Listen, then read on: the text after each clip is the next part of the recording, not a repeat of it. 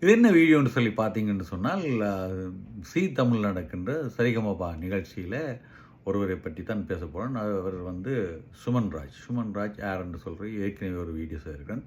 அவர் வந்து இந்த வாரம் என்னன்னு சொன்னால், ஒரு ரவுண்டில் வந்து பாண்டியராஜன் உடைய சிலர் வந்து கலந்து கொள்வார்கள்.